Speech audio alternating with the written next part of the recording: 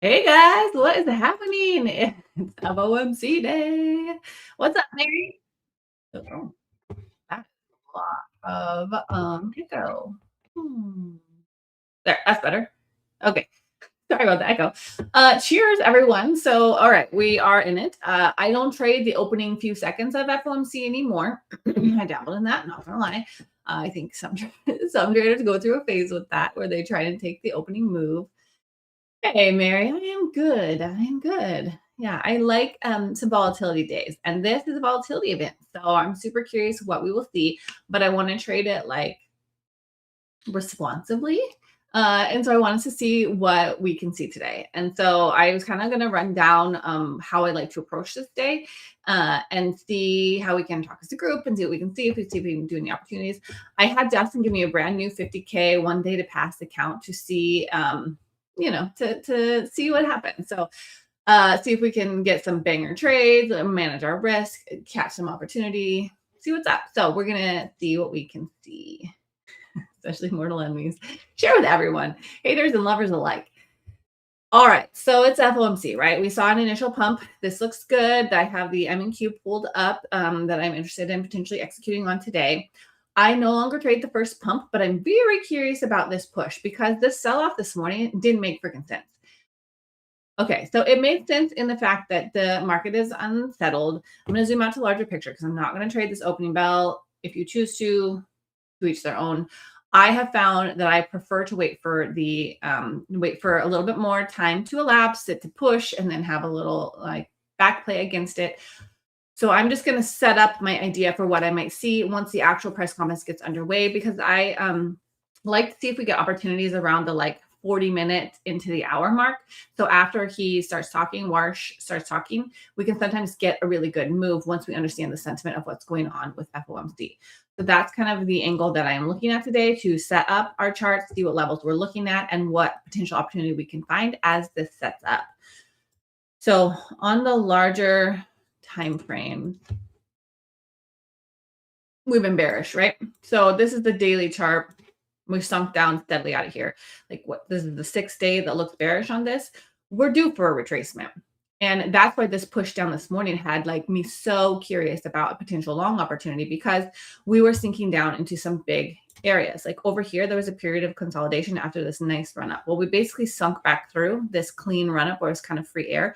This is like a, 6-day, a full week consolidation period where resistance broke through, retested, massive push up. So this level right here that we literally kissed this morning is a very key level on that larger time frame as a point of potential rejection. Now, knowing that we've had over a week of straight bear candles, also maybe in the variance of normal price action on this daily chart, if you'll notice, it's rare, except for that crazy bull run we had, to see more than 3 to 4, 2 to 3 bear candles in a row. And so already we're at the variance of we might see some bulls step in. And so when we go down to start going into smaller time frames, this is the 4-hour, right? 4 hours were bearish overnight. Morning looked bearish as heck. Pushed down hard, tapped that level quite beautifully, and then got a nice buy up out of it. The last like little while, right, we saw a clean buy up here. And so it pushed back up. This is VWAP and the moving average, and moving average was consolidating, pinching in here. And so now it's pushing up. Is my bias long? Well, I'm laying out my bias now because I just came out of an interview for Market Mamas and I'm kind of trying to get my bearings, but my bias is long, that based on this larger time frame read, right? That we have fallen out of period of consolidation with a week straight of bearish candles, albeit with wicks on both ends. All those days kind of had trades in both directions, many of them. This morning we saw a hard sell-off, but it tapped that larger time frame level that I have been eyeballing since it was made a month or two ago. And so now the fact that we're getting this buys, I feel like it was setting up for this buy before FOMC started. So the fact that we're getting this initial pump is very interesting to me. What I want to see is what levels are going to hold as this FOMC event gets underway more so. So this is now, we're just showing that we're getting bears here. There was a nice little bounce. So this is VWAP here. There was a nice little retracement off of that when it got pretty much to the VWAP area. It didn't quite kiss it on this time frame. But, on my TOS, it did hit VWAP perfectly. So there's some variance in where these levels are. So it hit that and it bounced. What's up, Sean? How is it going? We're going to see what we can see for FOMC today. I am not currently in a trade, but I am long bias is what I'm kind of trying to outline. But I don't trade the first pump here because I've gotten my butt kicked. You know, if you try to chase it, you got in anywhere after it started, you would already be back at neutral and it would be falling back on you. What I have found with trading the first move on FOMC is that it's quickly retaken. So if anything, I have tried fading it with decent success, but I don't like that either because it's more of like a scalping grab. And I want to see if I can see a really good secondary pattern. Nice. Well done, Sean. That's great piano. Good job. Are you in a trade right now? Just pull one candle pump. Nice. Okay. If they're pumping hard. And then hopefully it sounds like you locked it in. Here we go again. So this is the bulls are playing out, you guys. On that larger time frame, it is pushing to the bulls. So what I would like to see is if we can get up here to my area of interest, then get a nice retracement, I mean, we can get the secondary move on this. I like the secondary patterns more so because sometimes the first pumps don't have follow through initially, and they want to settle back because they're waiting on the actual data. Now let's see. I don't know if I pulled Forex on that, if you guys can see it, but I'm just going to peek at Forex on my other screen now that the data has presented and see if we get the rate. Okay, so the rate stayed the same at 3.75 basis points for the interest rate. It's Federal Reserve. So target range of 3.5 to 3.75 was the estimation, and it is unchanged. And so oftentimes, you know, that is not a surprise, right? And so then we just want to kind of hear how Warsh is sounding and what his sentiments are, and if we're like, you know, bullish on industry or if there's concern, what have you. And so Matt is going to join us for that breakdown of what he actually says in his press conference, which starts at 38 minutes into the hour. When Matt comes on at the last hour of New York session, he's going to let us know kind of what he read on that and what his estimations are. But we're going to see if we can see what we can see in this next little hour here. So what I'm hoping for is that the bulls do hold their dominance. Now on the 5-minute chart, we're already got a closure above VWAP. It's pushing again. If this one closes above 2, strong presence here of the bulls. We're taking back all of the morning's range. We're getting above VWAP, which is great because this was the retest here and it held, kind of slid up on this 9 moving average and we pulled away here. So what would be a great setup for me is if we could come back in and hold somewhere around here. Now, I think you guys know my charts better now. These purple lines here are my value area from yesterday. This is the value area low, the value area high, and the point of control, which is the area of consolidation and high volume transactions. And so this can be a target for trades. It was kissed right at open today, and then we fell away from it. So I'm wondering if we're going to go up and retag that. I'm just hoping they will come back and give us that secondary pattern so we can join the move here and take it up to at least these upper targets here. 1-minute bearish divergence. Are you trying to fade this long? There could be a fade move in here. I do think that, I just realized I didn't get my initial balances placed yet. Let me just slide those into place. But I do think that there could be a counter trend move here in between this move. And it could even reject as well, you know? Like we could get a rejection off of, what time is it? 40. This is my initial balance low. So this is the initial balance of the first hour of New York session. We did dip below it, retested it, got back inside cleanly here. And so now we're trading back inside the initial balance of the first hour of the day today, and we are reclaiming everything that the bears took back. What up, Jaja? I know. I messaged him. I was like, I think I want to get a free and clear account and see what can happen instead of the one that I've been working on. So this is a 50K. I like to trade the 300Ks and just have room when I'm streaming to not be super anxious about my daily loss limit. And so this one, we're just going to trade with no parameters on it, no daily loss, no target, and just see what happens. This is the single day, 1 day pass opportunity through BluSky. So I'm going to see what happens with that. Yeah, let's play. Let's hang out. Let's see what we got going on. I don't know that I'm going to do like crazy full port contract size, because it's only 50K count. So $2,000 it'll blow, and $3,000 it'll pass. And so I don't need like crazy size in order to hit those numbers. I do need good setup and good entry because let's see what we can see. So thanks for coming and hanging out. Let's see what we got. 858 is the key level, either above or below that. We pop, below that we short. Let's see, 858. Yeah, right where we're at now. Yeah. It's a very interesting level. We're right inside yesterday's range here. I do see more upside here. I think what we could see is this is a confident close. These last 2 candles push nicely above VWAP and inside the value area range from yesterday. And so what I want now is the pullback. You see how the VWAP and the moving average are pinching here, and it's right near my value area low from yesterday, which is a target kind of support if we can get inside this. I I try to be restrained, and so I'm trying to show you guys really good trading and not shoot at everything that's moving today. I like this pump a lot because it's showing me some directional energy, but I need a pullback to get in because it's less often that there's just a straight V on these moves, especially in the first 45 minutes of FOMC, because oftentimes there's a move, and then there's a counter move, and then there's a setup that comes when Warsh is like in the middle of his little spiel. He does talk faster and gets through his speech quicker than what Powell was doing. So there might be a factor that my timing is off because I back tested my strategy around FOMC with Powell. Warsh is a different vibe. He has a different cadence. He has different things that he puts in his speech. And so it might be a different time zone for the setup here. So I'm very curious what might happen with that. I love your kitty, Jonathan. Mario's still short. It was in pullback after broke structure. Yeah, nice. Yeah, I have faded the FOMC pumps with reasonable success, honestly, because I was realizing that chasing them was not it, and that would suck a lot of times. And so I don't chase them anymore because sometimes they'll last 2 minutes, sometimes they'll last 10 minutes, sometimes they'll last more. But oftentimes there's a counter trend move against them while people are locking in their profits from catching the first pump. And then we're waiting for the actual press conference to get underway. So there is a fade scalp oftentimes with FOMC. I'm going to see what's up on this 1 minute time frame with Mary here because it's FOMC. This is the potential event, right, guys? Like there's some added volatility. Like this candle was the butte right here at 11 when it started. But so if you see on this 1 minute, this is a prime example of not chasing because this 1 minute candle was like pretty much the move. It went slightly higher, but then there was automatically a dip on the one. You can see it dip back to that value area low and the 9 moving average beautifully. So smaller time frames, you can see smaller moves. And then now we're fading back again. It didn't quite take out the high. I am hoping it gets a little lower and maybe test this level. And on the 5 minute, this whole area right here is an area of interest for me.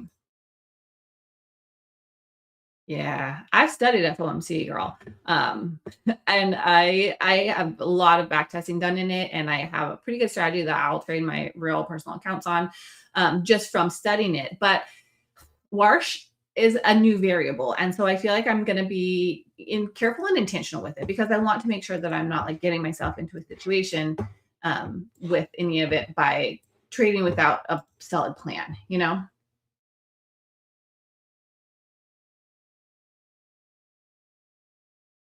Okay, I'm just checking. Matt said he's gonna come in for power hour proper because he wants to like process what Warsh is saying, which I love that because he gets to be our Fed whisperer and hear the data from the horse's mouth and tell us what the energy is behind that. And last time he came on, he did that. He came on at noon or at 3 Eastern, and he was like, "Well, it looks like it's bearish," and I think I was in a long. I'm like, no wonder this trade isn't working. So we'll see what happens today. But I like this first pump. We already did a retest. We're retesting again. I'm not interested in this, what's happening right now. But I do think that this shorts off the high here was a move, and I think that we could come lower here. This value area low is an area that I'm curious might hold. It did here. But I also think we could come a little bit lower because we've got the time for it. We've got 15 more minutes before he actually starts streaming. This is the 1 minute chart, which I don't often show, but in times of volatility, it gives a clearer picture. We're getting larger candles when events like this are happening. So we can see kind of some good action on it. So this should be interesting. It should be very interesting to see how low it gets and if we can get some stabilization down here. I think when it comes to trading it, I might, I don't know what time frame I want to look at. Maybe the 1 or 2. Let me zoom out to show you this level, this green level, because that is the support from yesterday. Yeah. So this is the low yesterday. If you remember, we shorted again at open, fell down hard, and then it V-shaped with a wild recovery. This was like just the morning 2 hours was straight shot down, straight shot up, 2 hours of New York session yesterday. And then it just dinked around up here. But this is the support that held yesterday. Overnight, it was tested, held again for a higher low. So this is a key support area. Obviously, this morning we blew through it, retested it, had one more leg down to this larger time frame level, but then we started reclaiming. And so this could be a retest zone here, this green area from the hold yesterday, hold overnight. But again, that is a smaller time frame. This one down here is the multiple level time frame. And then this is just yesterday's low of day, which previous day low of day does carry some weight in my strategy. So I do want to watch it. So that's where this green area came from that we're looking at. But very interesting. That was the pullback to LVA, and it's kind of wanting to hold here. But like I said, I really do prefer to give it into the press conference to see what move I can get when it is starting. And sometimes it gets like a nice setup. So that's why this pinch right here of the VWAP and the 9 moving average, as well as this retesting this breakout zone, is super interesting to me. And once we tap that, it could just be a pop back into this value area. However, if this whole area right here, I don't know if I can put a specific number on it because that's not how I trade. But if this area fails, then we're shorting. This value area is rejecting. This VWAP is rejecting. This was just a poke above and a fail. I always like to say, what's the bearish argument? What's the bullish argument? I think argument-wise, sometimes it doesn't even freaking make sense, right? Because there's all this drama going on in with Iran right now. And I don't want to say drama because I cannot devalue a war situation. That's heavy for humanity. But it's also been going on for a long time, and its influence on the market is sketch. So it's tricky to base a trade based on the news reports out of Truth Social, etc. But just know that there is some volatility there, and that's having an influence. And so it's all muddy right now, basically. We have earnings coming out today. There's some big earnings after market today. The FOMC did not announce a rate change, but this is Warsh's second press conference, and so we're still getting his vibe. And then the Iranian situation is not stable. So I can't even say that this is an FOMC event in and of itself because there's so many factors that are going on around it. So we just have to wait and see. For me in that situation, knowing that there's volatility on all sides, I have to almost just kind of mute that and say, what are my levels doing? I know we're going to get bigger candles. There's going to be more risk on the table. What levels are holding and what levels are folding? That's how I approach the market. I'm not just going to trade a pump purely. I'm going to say, let's see what the pump does. Let's see what it does after the fact, and then see if we can find a trade at our level. And so see on them, that's why we didn't want to get in yet, because this here, right here, this looked bullish for a minute on this whole, when it tapped the value area low again, but didn't hold. And I think it's because the timing is not there yet. We're still in the fade time for when it comes down here. If I was trading by myself, I might have scalped this fade, but I kind of wanted to just chat with you guys about FOMC and the market context that we're in and the levels that matter instead of trying to catch every move. I want to try and see if we can nail the best move. Excuse me. I ate really quick before coming on, so it's a big content day for me Wednesdays. So I only had like 15 minutes and I'm like all noisy. Sorry. Anyways, it's coming down to our area of interest, which is great. But I do think we might get another like volatility spike here at 11:30 when he takes the podium. So again, I don't really want the volatility spikes. I want the secondary pattern. And so I would like to not be in a trade at 11:30 when he starts talking, because I would rather wait and see what it's going to deliver. Just checking the other chat here.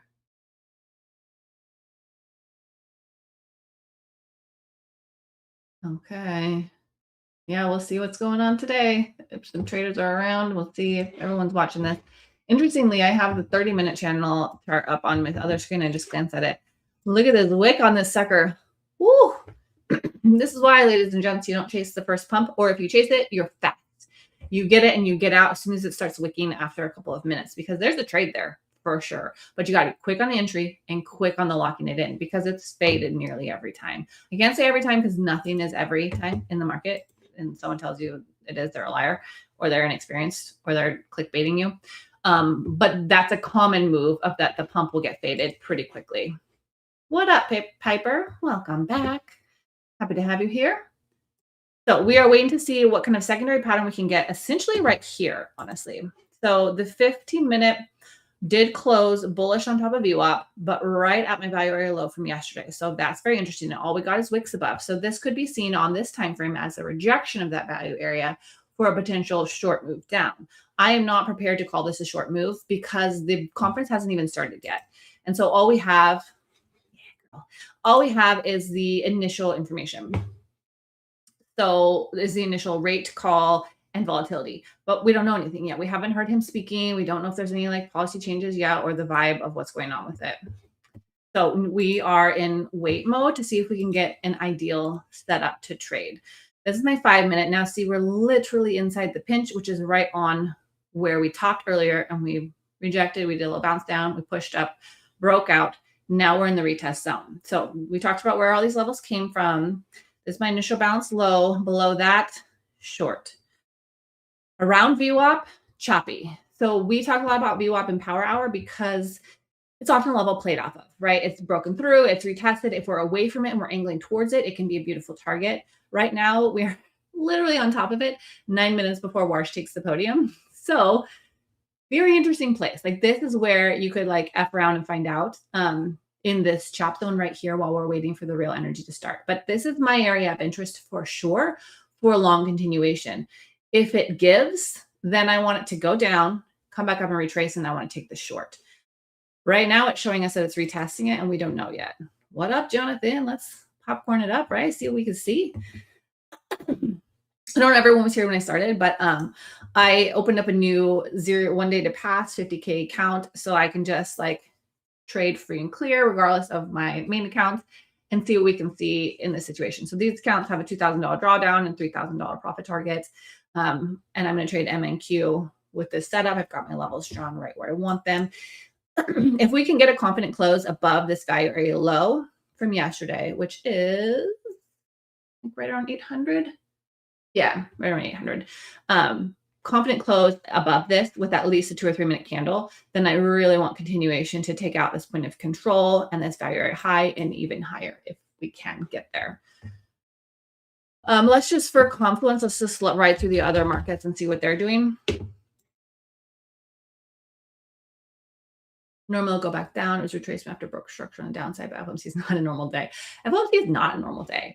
And I agree with you. The market was bearish this morning and we broke down the low and we are wicking at VWAP, which is not necessarily a confident close above. We did get a 15-minute close above, but not by much. Like it's, you know, on a 30-minute, it's a wick. So what can you say about that, right?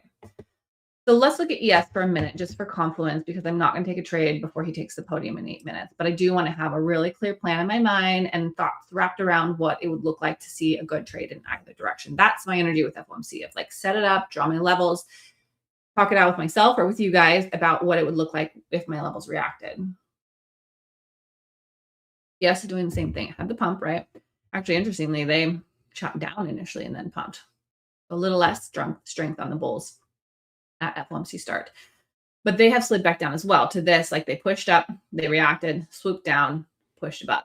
So this is retesting that pivot point here, as well as the 9 moving average, and they are slightly under their VWAP, but similar pattern, right? They got just above it. This is similar as well. The value area low from yesterday. ES never tagged their point of control here from yesterday. Didn't quite get my initial balances in place this morning like I like to. It just helps me kind of see where we're at in the day. Are we breaking the lows or are we holding them? I think it's this candle, right? Yeah. Nope. This one. So the initial balance, if you don't know, it's the first hour of New York session, the high and low of it. And that can give you a range. Some days on rotational tighter days will never leave the initial balance. If we do leave it, that can sometimes give you a directional energy. This is an example of we left it, we came back. Obviously, there was eyes on it because there was a rejection there, but it did not sustain. Instead, it turned and it pushed back inward. So this is a bullish sign because this was a strong sell off at open, broke below initial bounce early, retested it. There was no follow through. And so this here is a sign of bears because we got under the initial bounce low. However, this means that there were some bulls to hold. And look at this. You guys, I love it when my levels, oh my God, I love it when my levels are tagged. Side note. Doesn't every trader feel that? I'm not the only one who like draws a level and gets excited when they get tagged. Anyways, it went directly to the initial bounce low and bounced off of it. That's interesting. Anyway, I digress. We are in the first pump, pull back now, similar pattern everywhere. Yeah, NQ was a little bit stronger because they tagged their point of control from yesterday at open, but they had a similar like breakdown hard, push back up, messing around VWAP. So this is not appealing to me because I don't see enough signs to short. I saw an initial strength And now I'm seeing fading, which makes sense because people who traded the initial pop locked in, and now it's just waiting. This is hesitation. This is algo scalping. But I'm very interested to see if it holds up in here. Similarly, this green zone was my low of yesterday. So we're in the lows of yesterday right now, and we are inside of the initial bounce low of today, and we are dinking around by VWAP, which is a dangerous place to get paper cuts. So that looks really similar. Let's just look at oil and gold while we have a hot second here. This is oil at first. This is the 4-hour chart. Yeah, they pumped with the Iranian news. This was yesterday. Yeah, yesterday in the afternoon when all that news was happening. Strong 4-hour push, retracement, then overnight push again. And so it'll be very interesting if we get continuation on that. I think there's a lot of controversy going on right now. Obviously, there's a gap here on oil. And so if we can get inside that gap, it would make a lot of sense to fill it. But a lot of that depends on the news, right? So let's see. We'll have to see if it's still unstable, then this easily could get filled, this gap on crude oil. And then gold looks strong. Ooh. Today anyway, it's having a retracement right now. This is the 4-hour chart as well. Like these yeah. It has these green levels are drawn from larger time frames, multiple days. There's a lot of support. Basically, we're in multi-day support in all of these green areas down here. I didn't draw on this chart today because I wasn't trading it today. But very interesting. I don't want to leave that one. I don't want this one here either. So we'll see what gold can do if she can hold up here. Looks like gold had a pump at open and is retracing as well at open, at FOMC open, and is coming down too. So a lot of times, right, guys, news pumps will fade. So even on gold, that's what it did. All right. No surprises there.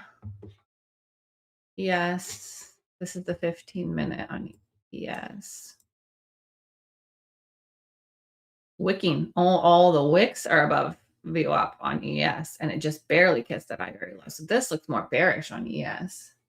And NQ has slid down lower as well. So we can't hold to our bullish bias for no reason, right? And we have to be unbiased, essentially, of like, what is a trade opportunity in either direction? What does it look like?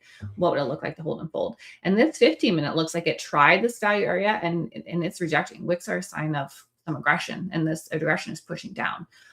However, it's pushing down into the support of yesterday that we tested and held and broke out of. So still very interested in my long here. Not going to lie. But I could be convinced and I could be stopped out, in which case I need to be, humble and not hold to a bias without risk management and take a stop out. And I kind of want to get in now, but I'm going to show you guys a mix of responsible psychology coach, Becky, and I want to trade the volatility, Becky. So let's see how that plays out. Let's have a good time. That's what we're saying, right? Let's have a good time with this, because this is super interesting to me. This exactly where we're at right now. But also we're under VWAP and we're under the 9 moving average on the 5-minute chart here as well. So it's not a clear buy at all. So not saying that at all. What I want to see is we're going to just twiddle our thumbs for a minute while Warsh gets to talking, and we're going to see how the levels react. I don't base my strategy based on hanging on his every word and trying to insinuate if he is going to make the market go up or go down. That I don't have a skill with that. So I can't rely on that. What I do rely on is my technical analysis and my levels and where are we getting the volatility and the energy at. For me, it looks like it's getting ready to pop again.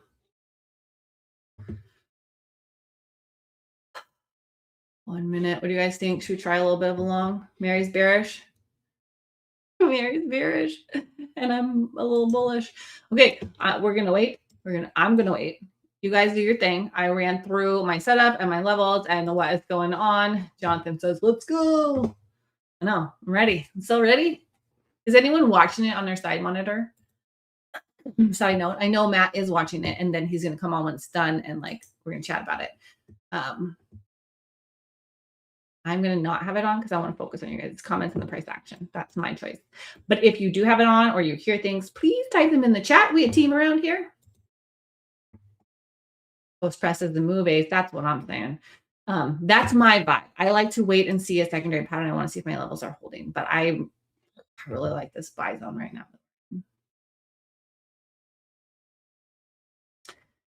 Yeah. Okay. Do you see, guys, like, I'm literally holding my hands, like, get off the mouse. Get off the mouse. Okay, okay, okay. Deciding candle, you're right. This area is the area that holds or folds for me. So the fact that we're getting a bounce here, this is great because if we can come up here and reject, then it's a short. If we can come up here and start closing and pushing, then we're still along. 966 is your target. Oh, I like that.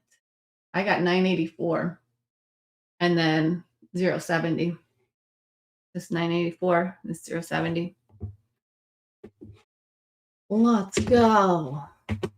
Are you in? Wow, Mary's ready. I'm ready too. You know what I've done in the past, you guys, is literally not been in my office until 5 minutes after the press conference starts, so I don't get click happy. Sometimes I miss the best entry though. Like we would be in profit legit if we got in right here where I was itching. But I want to see. I want to give it a minute. I want to give it a minute and see what he's doing. Like I don't know shoot about his tie color or none of that kind of information. So he's kind of a variable for us that my system is based on Powell's FOMCs and how they tended to play out. So it's different now. Like we're just in a new era. And so I can't rely on what has worked consistently for me in the past. I need to be able to be a little bit more cautious, a little bit more like, let's observe and see what we got going on and trade the setup when we see it. So right now he is talking. Automatically, there was some good whip action in both directions right there. Now it's considering selling from here, Miss Mary. Let's look at your 1 minute.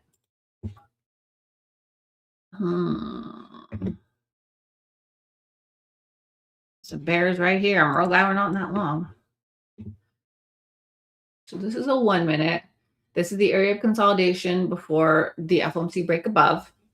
If this area and VWAP holds, then we have a potential opportunity. But right now we're getting some bears. It's looking bearish right now, girl.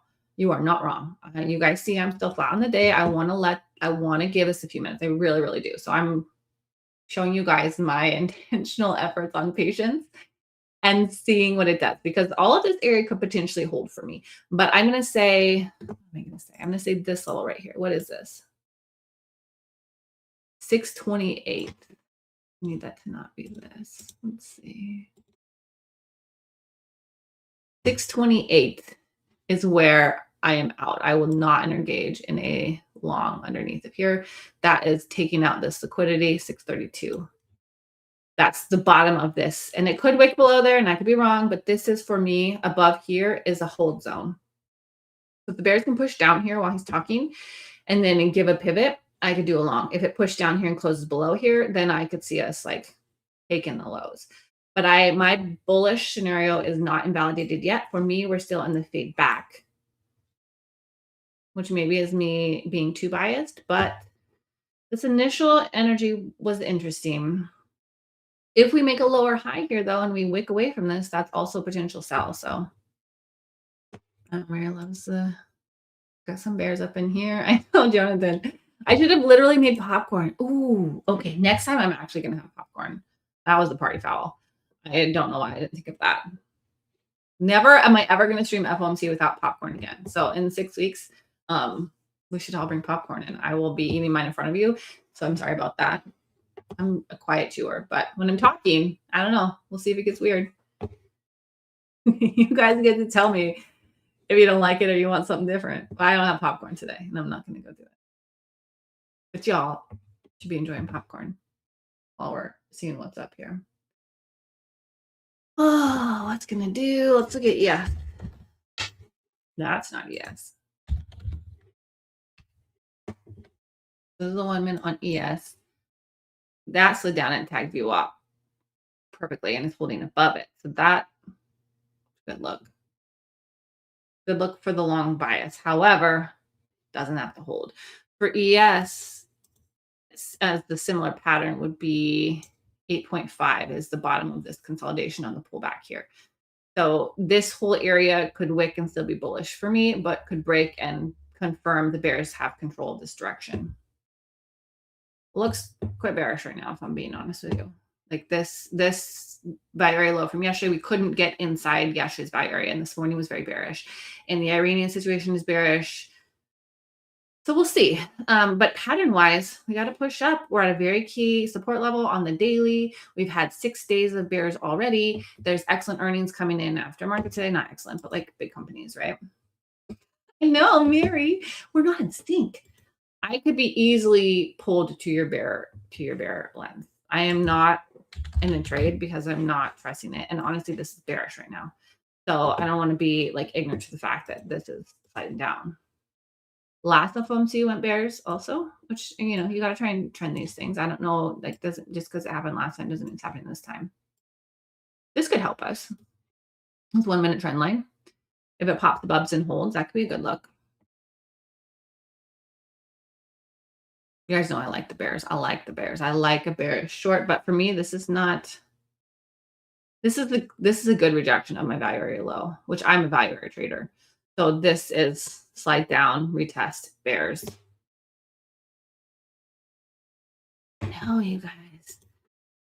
Now I'm like streaming live and I've got conflicting information. I'm going to wait. If I have conflicting information, it means I don't have a clear trade.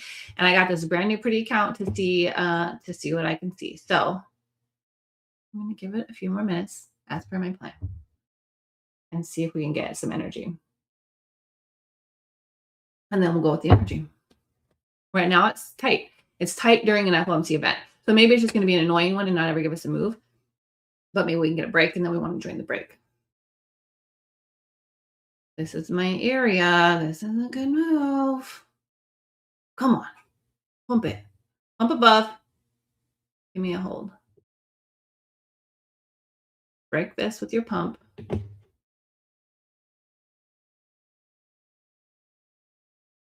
Break this. What is that? I can see my levels so much when they're like on top of each other. 21, 23, 21. Break that and then hold this trend line break and this value area break inside. I'm long.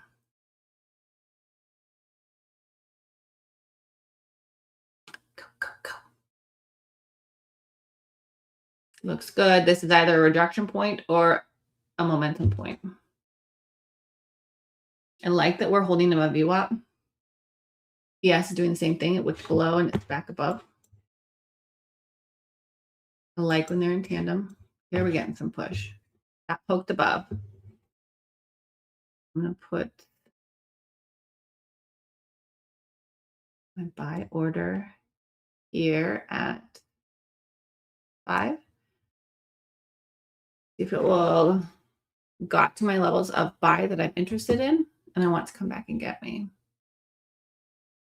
We're getting the momentum here.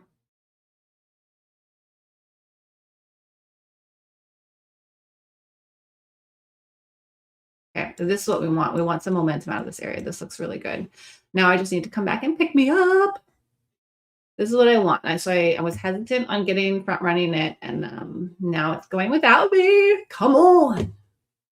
Let's see if we can get it in here. We got some room. We got a brand new account. Let's see what she does. I'm going to put my buy. She'll come back for this. God dang it, if it tags my level without me. I know, Mary. That long bias was on point. Give it a minute. Give it a minute. It's going to come back for us. We got an hour and 20 minutes to get in. Take us with you. Take us with you to the promised land.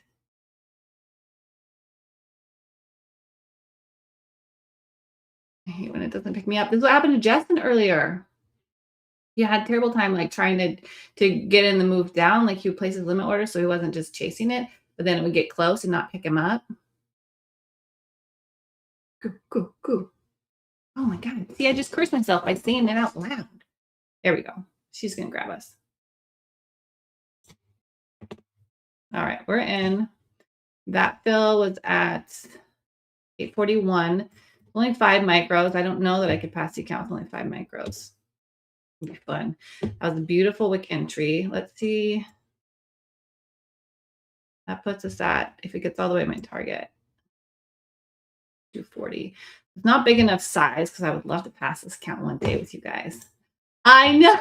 I know it doesn't full port. Homeboy, you couldn't get your short limits filled earlier. I'm trying to get my long orders filled. I just got one lot in. I need bigger size in order to make this happen.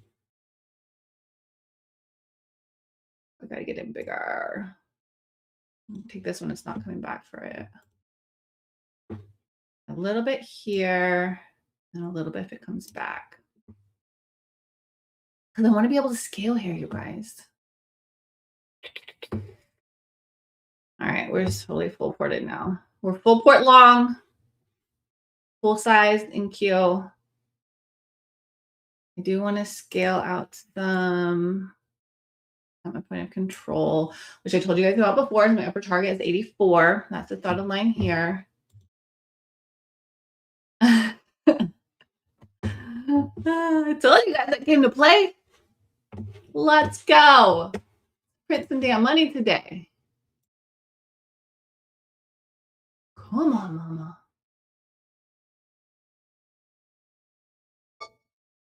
She's gonna be to our scale in a hot minute. It was a beautiful breakup. The issue, though, is by not getting in before we got confirmations. When the confirmation started, she just was ready. Already. Let's see. I know not everybody does, and they side-eye it. I just straight up love it. No shame. No shame in my game.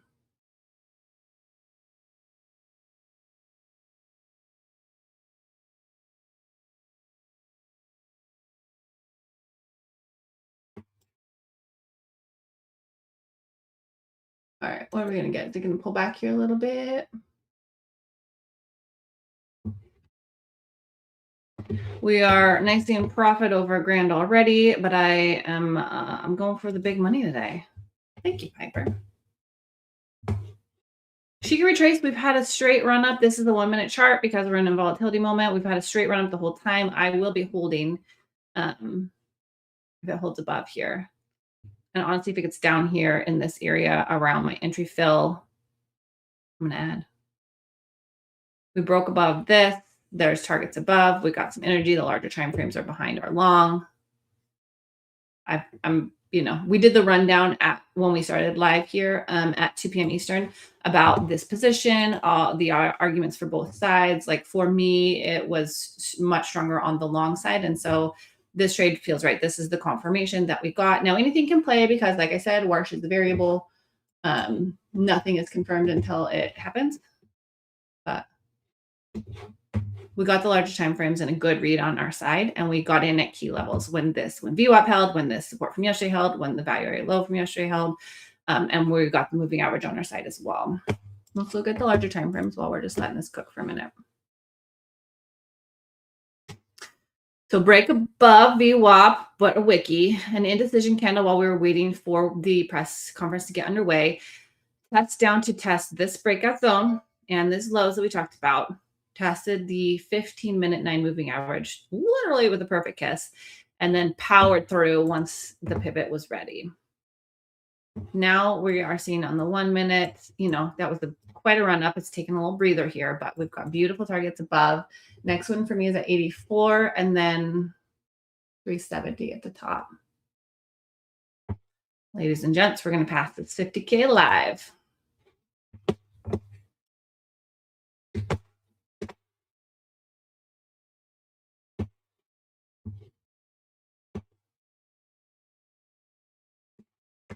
How's everyone doing? Anyone else see that? Everyone good? Thanks for hanging out with us today, guys. Justin, I forgot the popcorn. I didn't think about that till it got on our way. You should have popcorn or FOMC to eat. But then I'll be eating and it's fine. It's the cutest look. I honestly would scale out more at this point of control, but I kind of want to pass this. Thanks, Piper. Appreciate it. Have added on this. Okay, target 1 didn't fill me yet, but hell yeah, let's go, Jonathan. Let's go. Shout out. Killed it, man. Excellent. So we are at T1 with that beautiful run up. I hope everyone got in there. Thanks, man. I appreciate it. I'm clicking the wrong button here because the edge of my chart is right next to my very bright streaming light. So Sometimes I hit the wrong button over here trying to switch screens on you guys. I'm sorry about that. Okay, so a little bit of a wick off of that first target, which was beautiful. You guys notice I don't have a stop loss on here because I was trying to add more if it came down, but it just straight shot like a rocket here. So I'm just going to let this mama keep popping because I think we've got more upside here. I'm still holding a lot of size if this is my target. If I wasn't trying to full port this mama, I would probably take enough half here. I should actually do it with my system. This is the initial bounce high. This is the high of the day, you guys, right here. So there's going to be some liquidity as well. Right here at 800 or 2800. 2800 even, right? So there is going to be some liquidity there in terms of like that was a high of the morning. There was some pre-market action above there, but there's going to be, you know, some liquidity there as well. So we should take that out now that we've gotten this high of a run up. I don't use Tradeovate. Justin, if he's still in the chat, he can maybe speak to that. I use TradeC, TOS, TradingView. I can't tell you on that. I'm sorry, man. What up, Florida Futures? Let's go. Making some money. Yeah, Orbit 50K is good. It's good play. I'm actively in it, and it's working out real well. We just tagged that liquidity from the pre-market high, from the, I'm sorry, not pre-market high, the initial balance of the morning. So I scaled a little bit there just because I'm not trying to let all this money go. So just with my two scales, guys, this count is up 1,200. I got in with 5 micro, and then I added clips of 2 as we were breaking solidly. I just did not feel like it was giving the energy of coming back. Like this felt like the rocket that I wanted to get on board with. The momentum was there. Now that I've scaled off 2, I'm not just going to let this have no risk management. So I'm going to put my stop right above my entry on this average cost here and right underneath this pivot of the only retracement that we got so far since it started. And it was very like secondary momentary move here. So, all right, this we need 18 to pass. So I'm going to put it right above there. So in order to pass this account, it's going to be 28.75, which 70 was my target based on my value area high from yesterday. So I'm reaching a little bit, but it's going to be fun to pass it with you guys. It's going to be super fun. Let's go.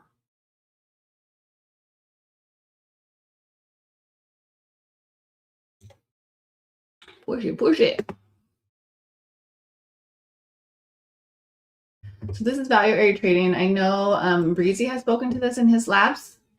Value area trading, that is what I trade. I did not learn it from him. I only met him at BluSky, but a lot of people do trade it. I learned it from my mentor, and they are key areas of interest. And so this purple area was the value area low from yesterday. This dotted is the point of control from yesterday's value area, and this is the value area high from yesterday. We are cleanly inside of it. We've broken the morning high. We've broken VWAP, and we are pushing up with some momentum. So this is a strong move. Now, what of caution is that we haven't really had a retracement yet. We very easily could at any point. This is a target for me that I feel like is very reasonable to get hit with the momentum we have had, and it's a key area of the value area that I'm trading based on the most recent session, which is yesterday. So I do think I could get there. However, I'm not going to hold unended risk because we're already deep in profit and we haven't really had a retracement. But I am going to give it some room because I do believe in that trade and I believe in this momentum that we are experiencing right now. So I want to give it room to play out, but not unended room, right? So ideally it will just right now. Let's go. Thank you, Jonathan, for your help. Do you see that? You see that, Marius, that Jonathan said, click the top right corner and it will tell you. Thanks, Jonathan. Really appreciate that. Boom, says Mary. That's right. Let's go. Let's go Target. You know, some of those viewers have like fun things that they like blow up when they hit their targets. I don't have any of that crap. I need that. I need to get like some sort of a horn or some kind of fun thing, especially if I'm going to be the, you know, stream FOMC with you guys. Like, we need to have some action in our life. It's a good thing I got other accounts to trade because this one's about Dunskies. Not bad about that.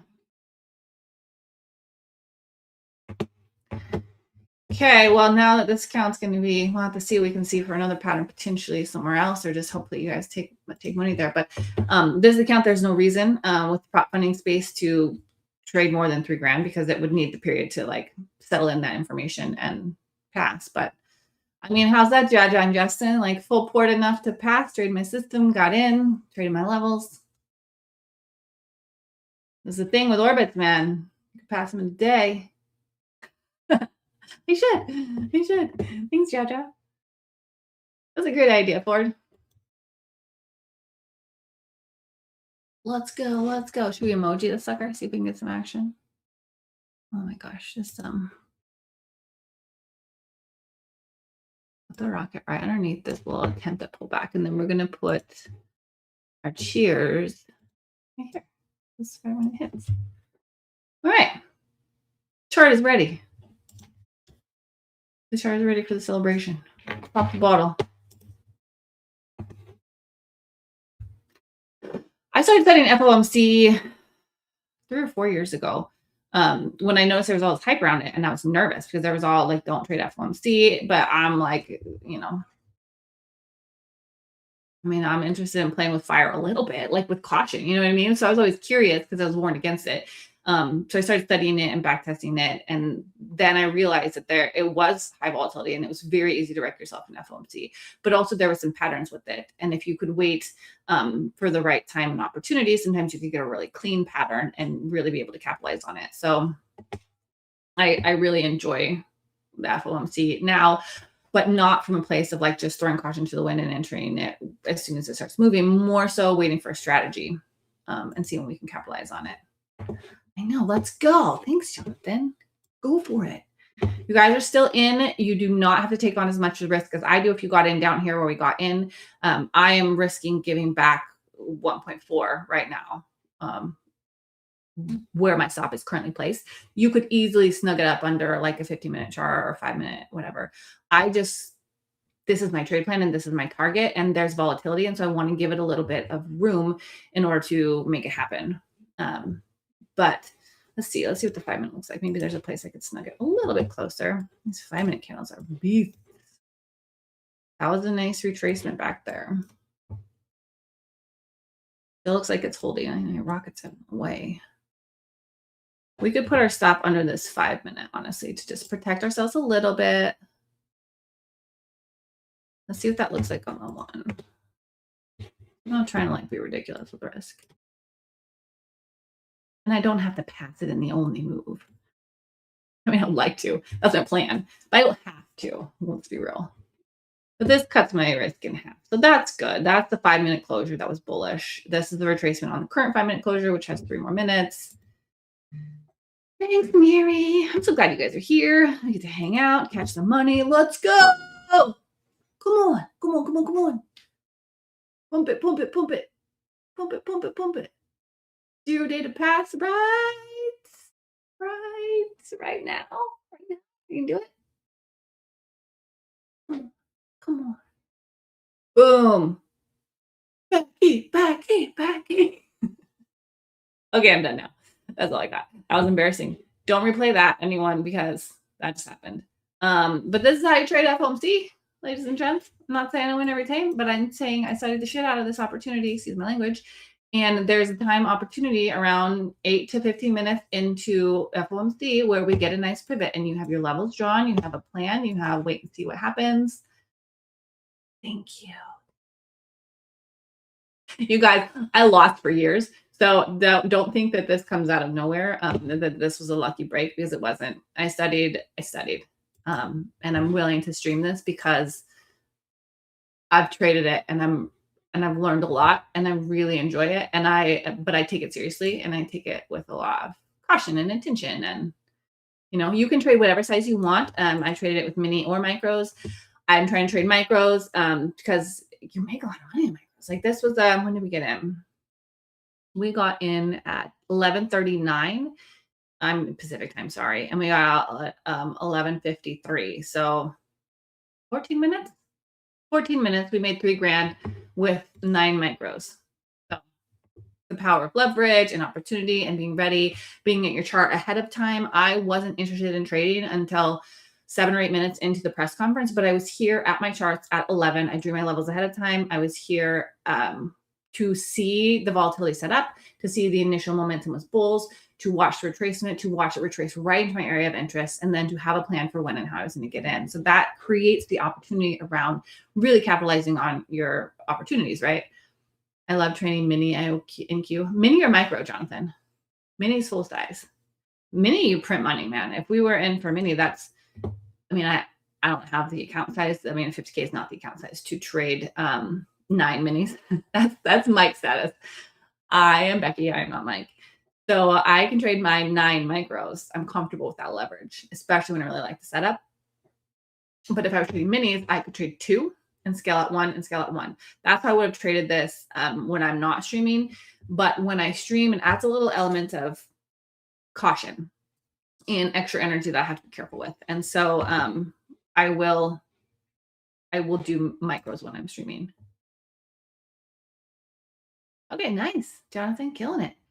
Mini is great because you can trade a big account. And if I'm trading my 300K, I'm more comfortable with minis. And so I debated what to do with this stream, and Justin and Jaja encouraged this business right now to trade the 50K 0 day to path and see if I could do it with the FOMC volatility. And cheers to that challenge. Now we're getting some rejection here. If you were in your long, this is where I'm out, is that 70 level, because we broke the morning high, and that was my value area high from yesterday. And so on yesterday, let's just look at where we're at in yesterday's price action. So time is this? This is Tuesday. This Tuesday. So this is after hours. Okay, so this is the high of New York session yesterday. We just broke that. So this is where my value area yesterday is made based on this rejection right here. But it was tested pre-market. This was the New York rejection. Overnight, it did break that high and then failed miserably when it slid back under. So there is sellers here from New York session as well as overnight. And so this is where you want to be careful, because they might want to defend this push. And we got a really strong push. Like if we were looking at it on, maybe we'll go into the 2-minute, this was a straight run up for 20 minutes straight run up. And so we're due for a retracement. So that's why because there's multiple levels of reasons to target this, and we haven't really had a retracement, I would be out of my position. That's kind of, I structured that trade. I leveraged in based on recognizing that was my ultimate target, and I wanted to pass this account today if I could. And so I took on the leverage size that would get me to my goals, and then I scaled. And then I'm out now because there could be a retracement. And then we could get another pattern for later. I'm not going to trade this account for later though. So, but I'm not ready yet. I want to let this settle, let myself come down a little bit, because that was really fun. Let Matt come on in a minute or two and see if he has any words of wisdom about what Warsh actually said. And then we'll see if we can get another pattern after this. But that was sick. Not going to lie. I'm really wishing I had a call in place, like a 0 DTE call, because that would have been printing. I hope someone else maybe did that with me, because right in here when we were talking about the longs, that's when you get it. And then it's an hour and a half till market close, so it's going to be slightly cheaper, although prices are always inflated on volatility days, so it will be more expensive just because it's FOMC day. But if you could get in a call in here and just recognize that if this area folds like we talked about, then shut it down and control your loss. But printed, meh, can't win them all. Jaja's got it handled. Nice one. You guys, that was fun. Now we'll just see. We'll see if we can get out of this range, or if it's going to reject here and slide back in. Honestly, with this, let me get out of this tiny time frame now. With this is the days at move before FOMC, right? FOMC started here. So we saw bears and then a retracement to VWAP, and then when FOMC started, we saw the push up. But the larger time frames was bearish for the last 6 days. So we're due for a bull candle. So it would not surprise me at all if today was the fight back candle against the bears and it ended strong. What I need to see now is we broke out of the initial balance high. We poked the high of the value area from yesterday. So we are in resistance of the last few days from yesterday's New York session and overnight session. And so the bears need to have a chance here. We'll let them sell it back a little bit. And then if we could get one more push up, that could be a good look out the day today, because we have broken structure here. But the breakout traders, there's often a retracement with that. Like, I don't want the breakout. I want the breakout to happen, and I want the retracement to happen, and I want to see it hold for another move. And so that's where I'm at now, potential slide back. That's what I see. That's my style. There are breakout traders that are wildly successful. I just have had more experience of trying to trade a breakout and getting stuck down, to be honest with you. Ended up being the top, and I didn't have enough leverage to handle the drop, the retracement. So I like to be careful with those retracements. But this is a strong bullish momentum here once you start talking.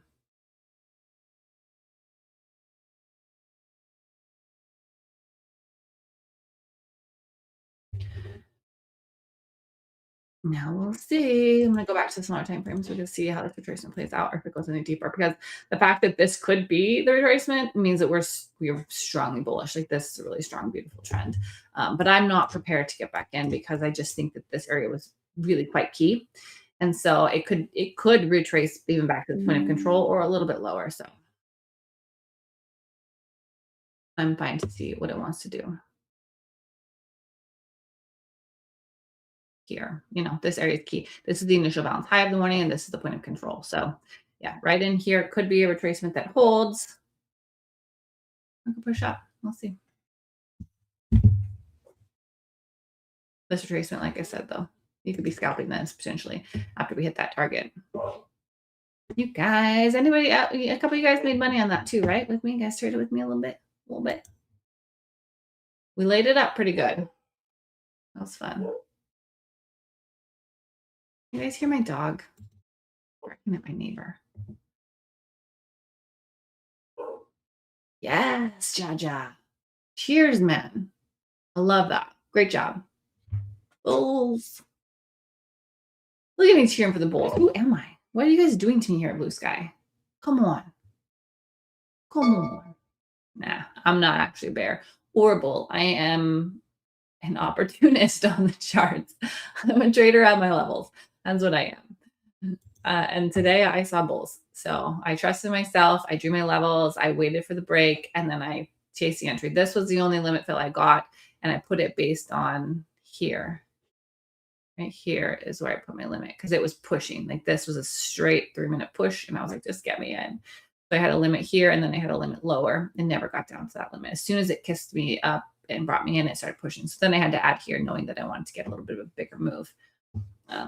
So that was a choice.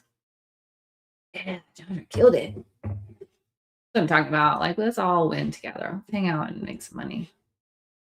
I'm gonna zoom out to the larger time frames. Put this resistance from yesterday on here. Bear with me for a sec. I want to see. Oh, dang it.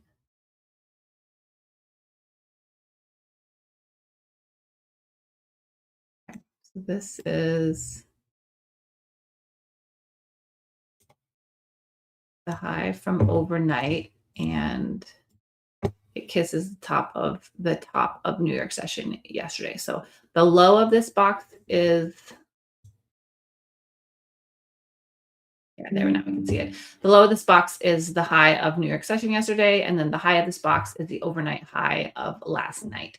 So those are the areas that are in play for me right now, because those are most recent resistant points. So then we can go back into our smaller time frames and see what's going on here. So that is, I'm going to keep my champagne right here. This is fun. This is all where my bears are present from yesterday, the low, right, which is my value area high, essentially within a couple points, and then the high of overnight session where there were bears. And then we obviously saw the bearish momentum this morning. So there are some bears involved in this market. So this is all a resistance area that I would be hesitant holding along through. However, this was a strong push. So if we can get a retracement and a hold, it could be a good look. We'll see. But I am still on the like, give it a minute type of vibe.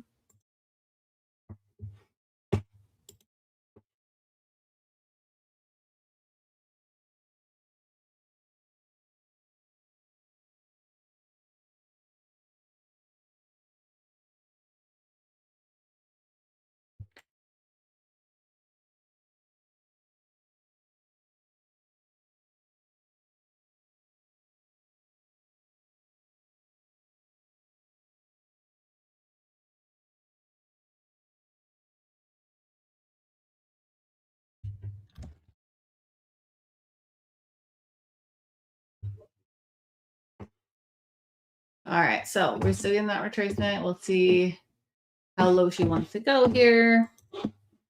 This is back on it. Hit my point of control, push a little bit below it, and is now kind of holding up here a little bit. This could be an area where it wants to hold for another push up, or the bears could assert control here. A move of FOMC does not have to be all day. It very easily could have been this is the move. Now we're back in resistance. Bears are taking it again. And this is the situation of FOMC is not the end all be all of the moves, right? It doesn't mean that just because FOMC hits and we get a direction that it's going to hold for days and days and days. It could mean it's going to hold for a good move. And then when it encounters the sellers, like that has ended. So that could be why it's happening here, because it definitely looks like some bearish strength right now that we're coming in at. So I'm going to observe here for a little bit and see what we can see.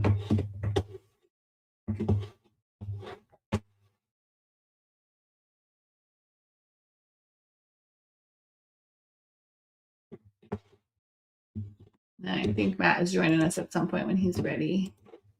We'll see. See what he has learned from actually watching the minutes. We just created the candle and the price action and the momentum. But I am curious to find out what the actual information is as well. Be good to know. See what's what. But this resistance is definitely how I'm glad we're out. I'm glad we got out of our longs. Good target. I didn't take this guy off here. He did his job. We gotta leave the cheers though.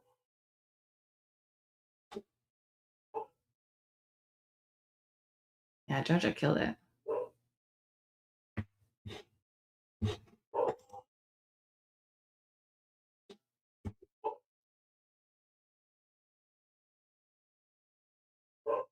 I know, exactly. Right back in the volume profile. That's what I'm saying, Jonathan. Marsh's getting called out. Ooh, interesting. Thanks, vodka. Yeah, volume profile is powerful because literally we kissed the top. There's resistance there. There was resistance there yesterday. That's what volume profile tells us, is that above the value area high, there was sellers. Like that is the high of the range yesterday, and there was resistance there. So this is the resistance area, both for my value area high of yesterday, as well as just the price action of yesterday and the overnight resistance as well. So this is definitely an area to lock in your charts here. Small woman bearish event is playing out, not myself though. I see the bears right now. I would not be holding along right now. Like I think that we could even take back this whole thing. I think the move, the bullish move took this entire value area cleanly, quickly, efficiently, was an excellent setup. And now we are fading back inward. So this could be the high of the day. It would not surprise me in any way if it was. I'm going to step away for a moment. I think Matt is coming, but my dog is losing his mind at the neighbors. So, Nick, you can leave my screen up. I'll be right back. I'm literally just dealing with my dog.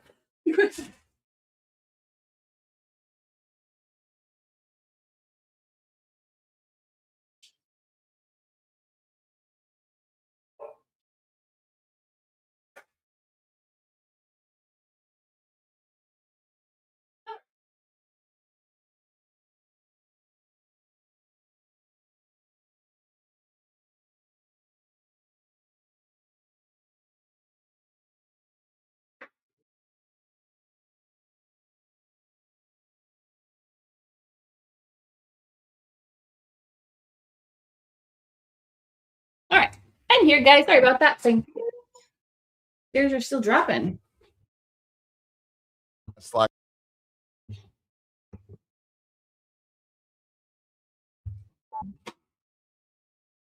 right. We'll see how low they want to go. What's up, Becky? Oh, hey. How are you? Doing fantastic. Excited to be here. Welcome in. Younglings are calling that LARP. I don't know. Live action. Oh, that's fun.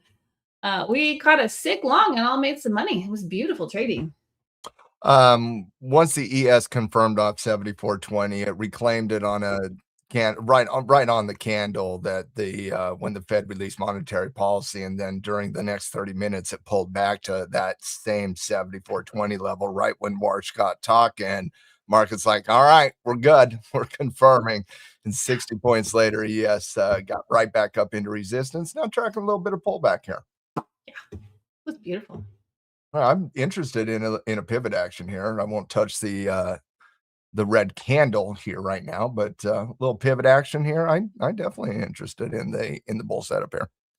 Yeah, the bulls were a very strong move after the press summons got underway, and we caught this break nicely here. And then it hit my key resistance from yesterday and overnight, and now we're seeing this sell off here too. So I'm wondering if it's going to hold or if we're done. I don't think we're done. I think we're very, very, very, very beginning. I think this is going to be a 24-hour conversation, quite frankly. But in terms of the initial pricing event of the Fed, yeah, I would agree with that. Now it's a matter of does this thing want to trend, or does it come right back down into 74.20? If you hold firm here and you can work off that 74.40 pivot, you got an opportunity, but it's got to pivot. Like if it comes right back down to 74.20, you basically looked at a little bit of up, a little bit of down, but really didn't change the overall landscape. Yeah. Right. Yeah, it's interesting that it's coming back down to this area where it broke out, because this is like a key area right now where it could potentially hold. Because that was a nice retracement here, but we'll see. This is some bearish energy that we've seen in the last 5-10 minutes here. Yeah. Not abnormal after a 60-point pump, though. Yeah. Yeah, not at all. Yeah, that was big. Yeah, it's getting a little bit of a bounce here. We'll see if we can give another opportunity. Jaja and Justin asked me to full port, so I obliged and did the 1 day to pass it in the bull run. So that was fun. Oh, nice. Very nice. Now I'm out because I locked it in. You So flat right now? yeah, because it got to my I target am as well. nicely. I enjoyed the 74.20 hold, but as of right now, I am flat. But I'm looking bull here again. Yeah. I'd love to see a little bit of a pivot here. I'm talking on the ES here, not on the NQ. So, pick your poison there. But I think you get right back above 74.50, you got an edge back up. So I think it's going to be very interesting how this develops here. Yeah.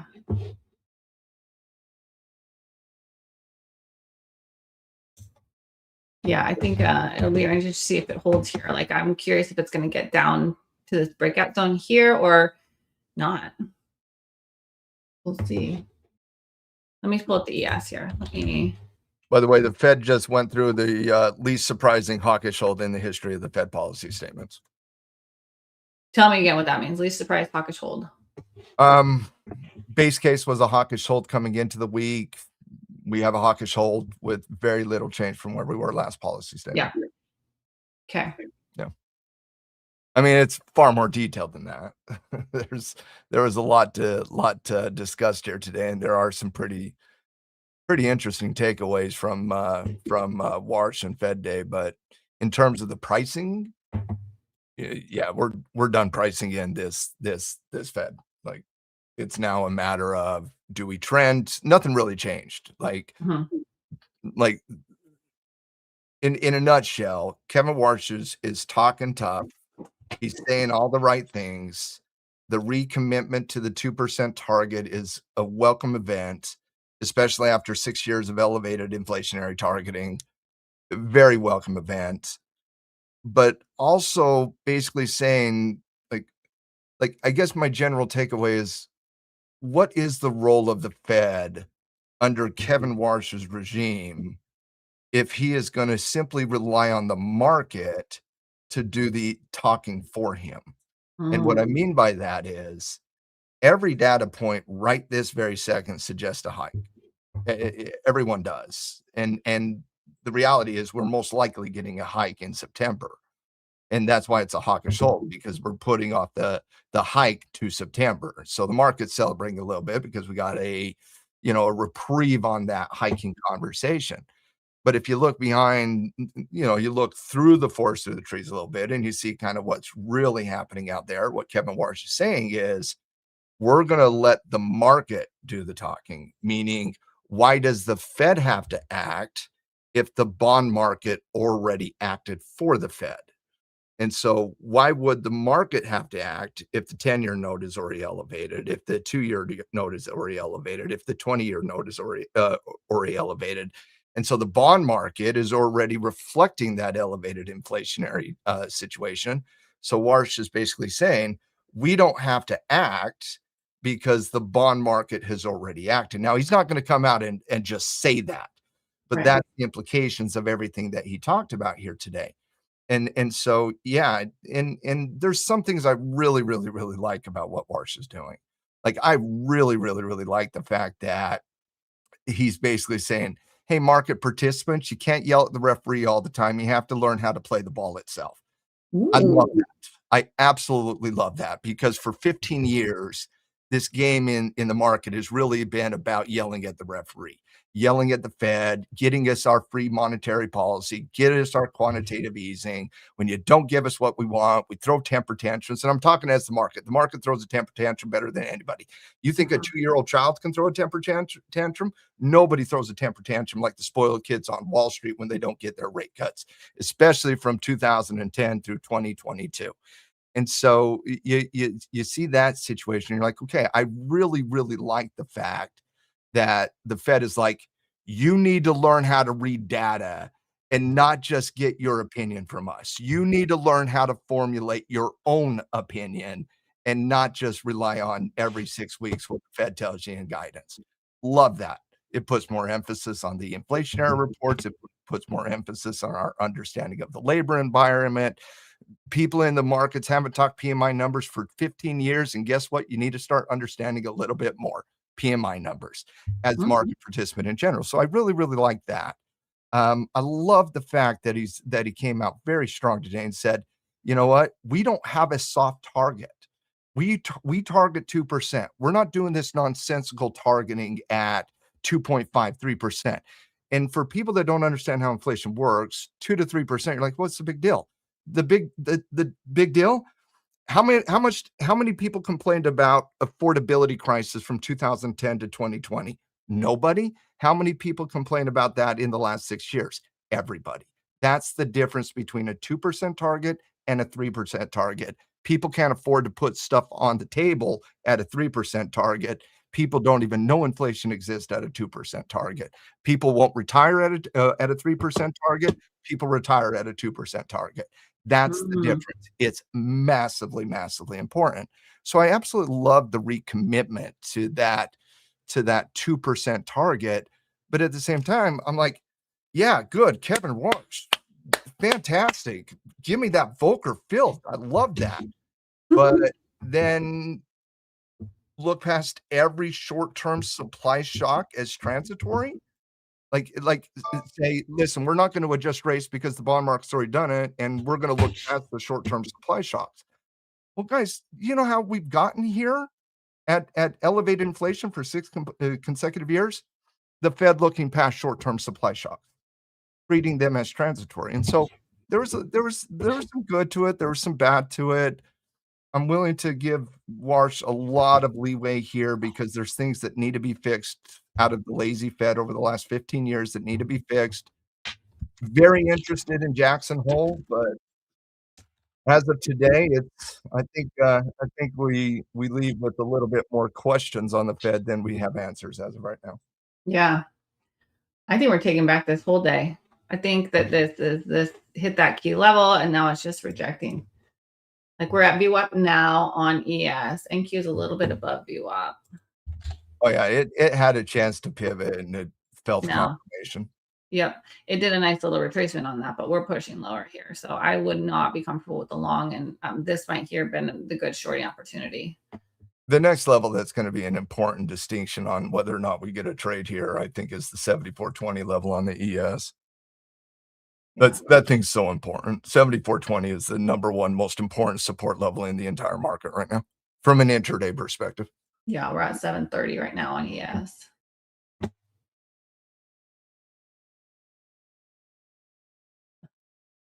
Ah, Finster, thank you. Smash that like. Right. Vodka, I rather enjoy trading the ES. And yes, I would say more people trade the ES than the NQ, but I think it's debatable. Both of them give good trades. I trade ES a long time. I trade ES way more than I trade NQ. I'm trading NQ a lot more lately. Vodka's poking at you. But I get it. I get it. He's trolling. I get it. I get it. I'm the boring ES trader against the Nasdaq pump and dump type stuff, but I rather enjoy the consistency on the ES more than the Nasdaq. Now, if I'm shorting, I'm probably preferring the Nasdaq right now. I know. See, we're getting really late on this short, but I think we're going to try and get a little bit of action here.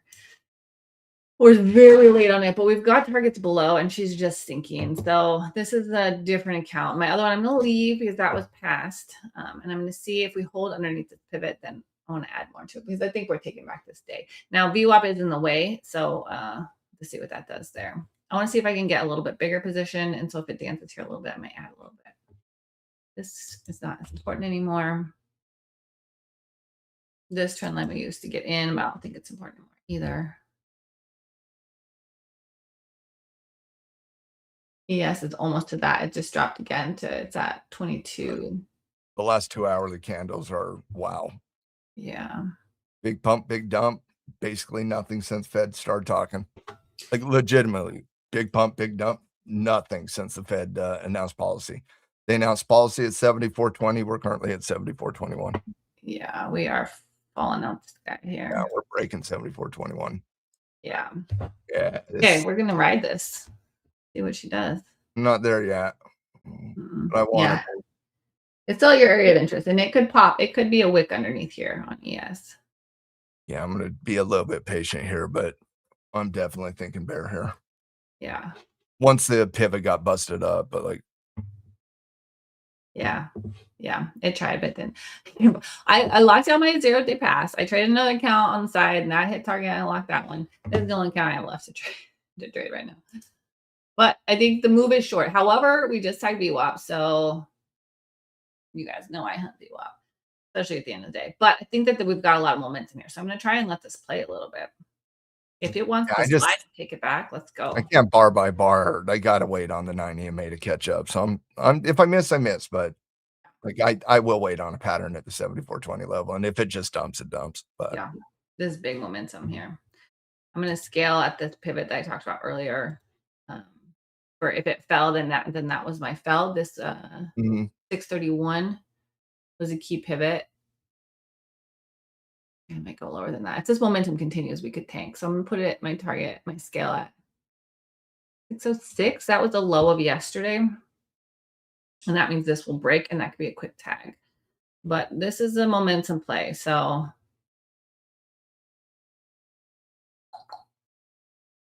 I don't want to. Becky's killing Fed day here. Huh? Oh, Jaja said you're cooking today, and I said, yeah, Becky's killing Fed day today. Thanks, Liam. I honestly, I traded this short in my other account. Just a guess. I'm a trader. This was a nice pull up here. There was some momentum down. I grabbed that piece. So I wasn't ready on this account to get into it, but now this is all I got here. So let's see what she's got going on.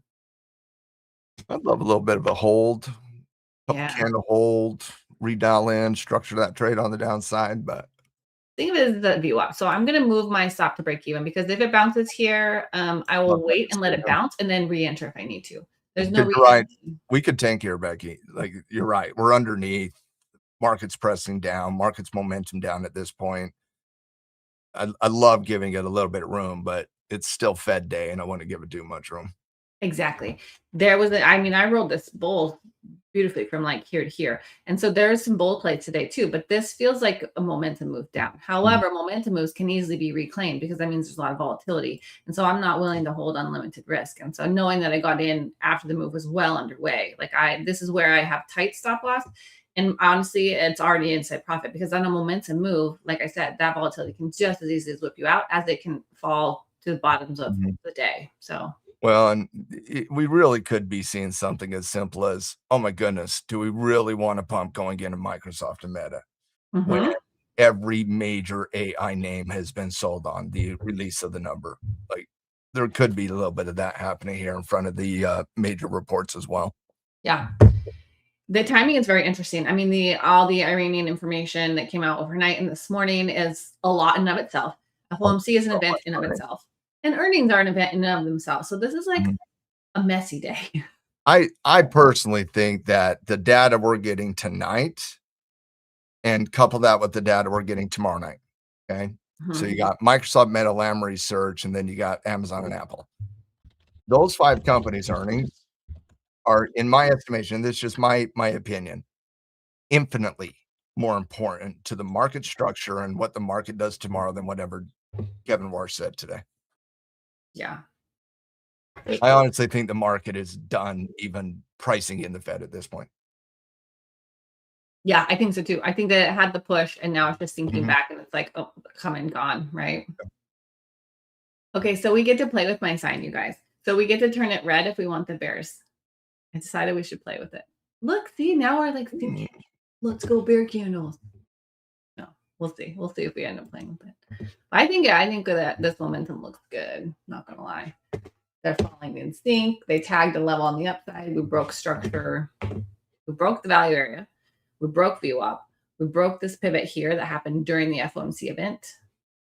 We got more You below. didn't sniff 74.20. There wasn't a bull in sight at We didn't 74.20. slow down at all. Mm-mm. Yeah, we're Hot already off down to your butter. 74. Didn't hesitate. Yeah. We're gonna kill it with this trade right here. My target is the low of day yesterday, which is right around 27,600, and then I'm gonna let the other two ride for a bit. And you can't say today's Fed day was boring on a pricing event. The actual press conference and policy statement were legitimately boring. They did not move the needle, in my opinion. Yeah. But the actual pricing of today, anything but boring. We got some action. Mhm. I was into it. I was ready. That's the thing. I like coming on at 11, and I felt a little bit like I needed to be funner when FOMC first started, but that's not my strategy. Like, I don't want to come on here and just shoot shots because something's moving and I'm streaming. I want to come on here and show that I have a strategy and I trust it. And so I hesitated and I held back and I withheld and I was patient through the earnings. And I instead like laid out the levels and why and justification for either side. And we were so ready for that long when it took off because we had it all situated. And I thought it set up beautifully from the policy statement to the press conference. Like I felt like the policy statement broke 74.20. In the next 30 minutes, we got to pull back to 74.20. And the very second Warsh got to the podium, we saw confirmation above 74.40. And 10 minutes later, we were at 74.80. Yeah. I thought it was a really good technical setup coming into the press conference, quite frankly. I don't trade the policy statement ever. I always wait. Like I love what you just said. Like that's me too. I never trade the policy statement itself.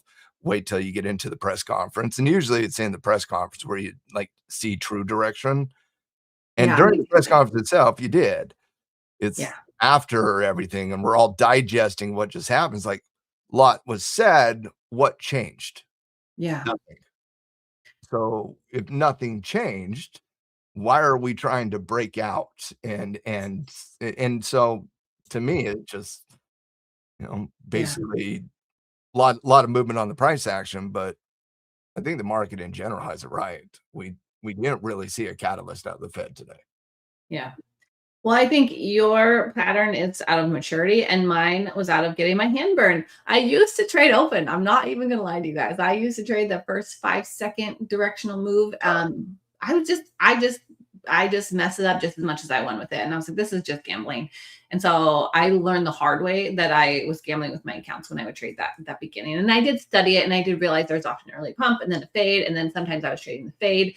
But then as I was watching the whole 2-hour chunk of time from the opening to the close of the New York session, I was noticing that there really was a better opportunity once it got 5-10 minutes into the actual conversation. And so then I was like, well, what do I want to trade? I want to trade the best opportunity. So that's when I locked in my system of like, literally just trying it and failing in certain ways and figuring out what was better and then shifting my system. And it's been a nice evolution for me. Yeah, I've always found that trading the secondary pattern after an event is always a little bit easier. Yeah. A lot of volatility, and it's the algorithms. Those algos dominate the release of the release of the information.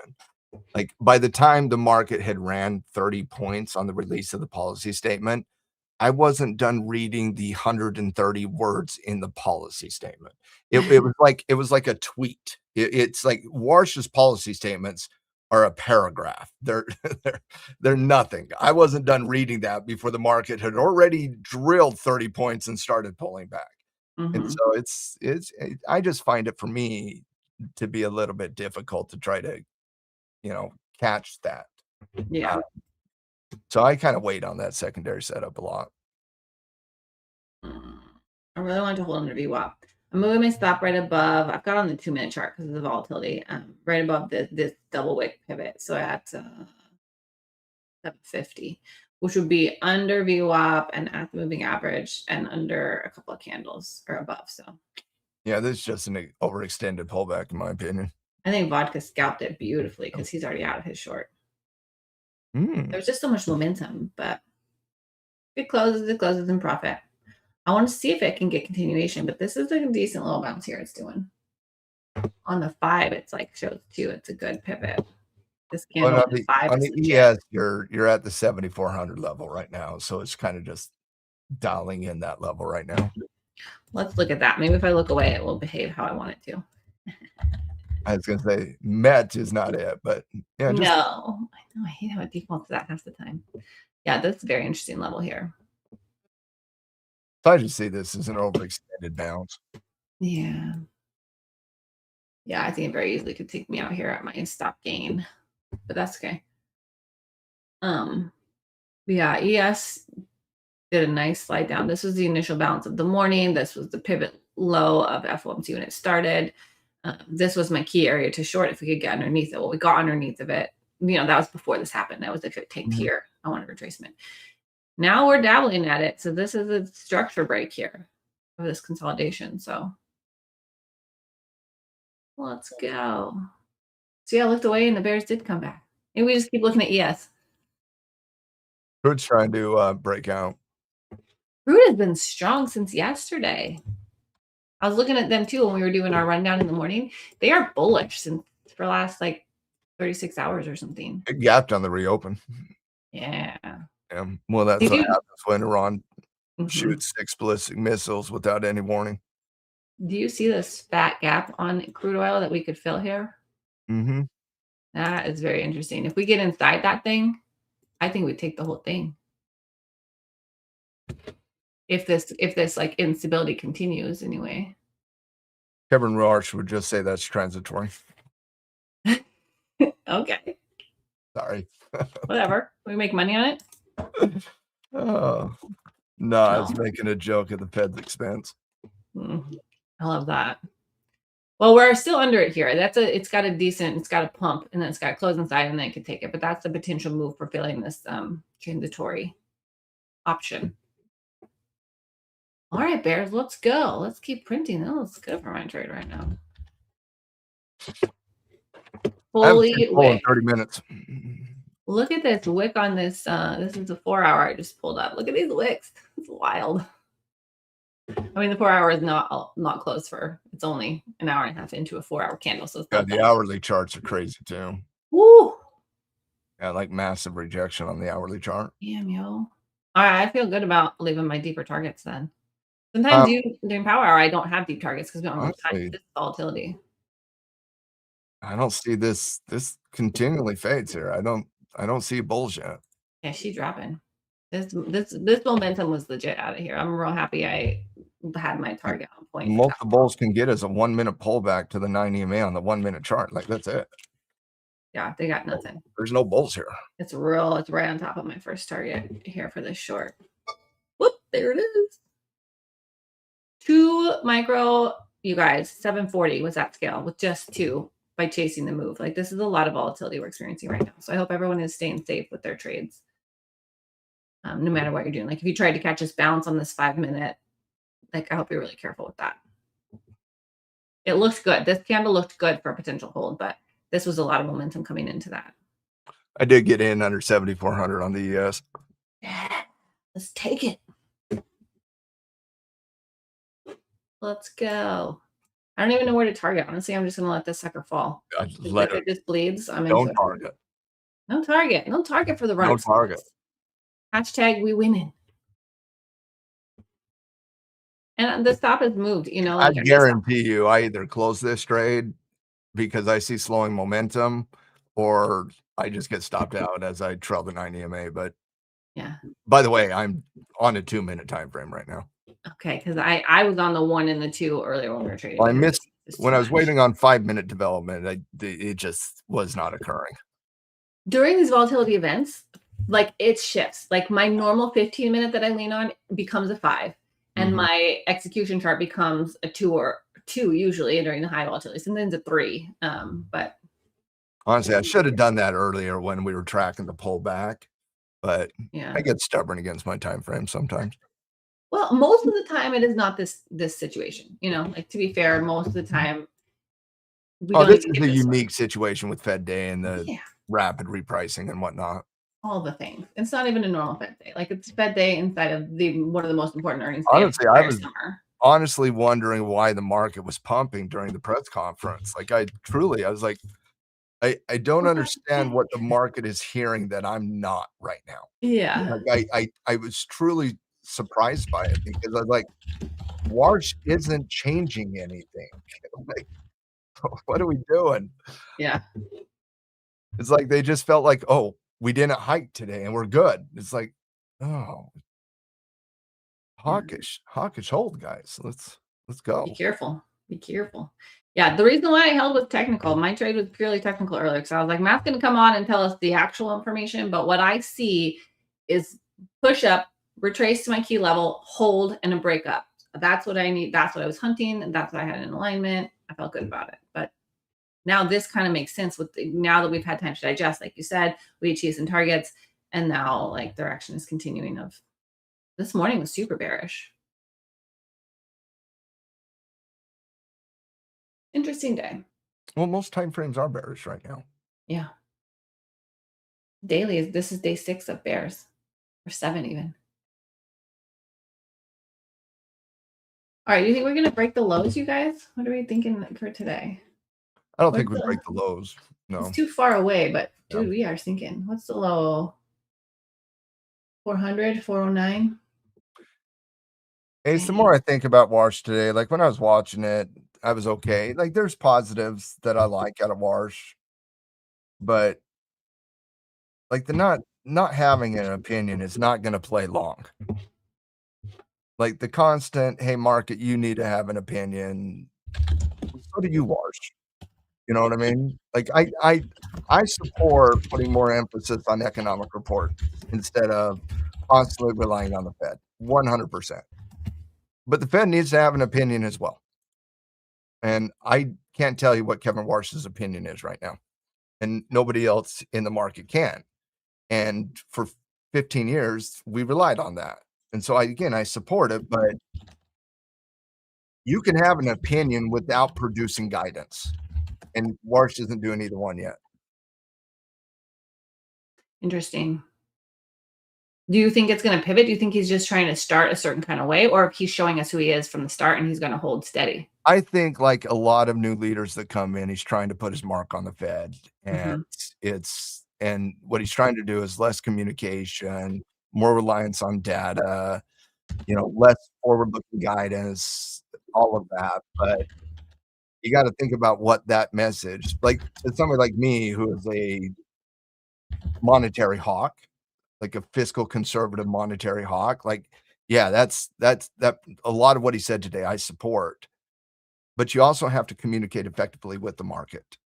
And I'm not sure we're there yet. Like the constant lack of information, again, that's fine for some people, but for the general market, they're not there yet. So I don't know. I'm reserving my overall opinion yet because there's things I like and there's things I dislike, but there's issues at the Fed that need to be resolved that have not been resolved for 15 years. And so I want to give Warsh some leeway to kind of put his stamp on the Fed and fix some of the oh man, we're dumping here. And so sick. yeah, I literally just put a limit to get out of one of them at the low of the day, which seemed bananas half an hour ago, but now it seems completely within range. It does seem within range. Like I have my target at 73.60 here. And I'm like, maybe I shouldn't put the order there.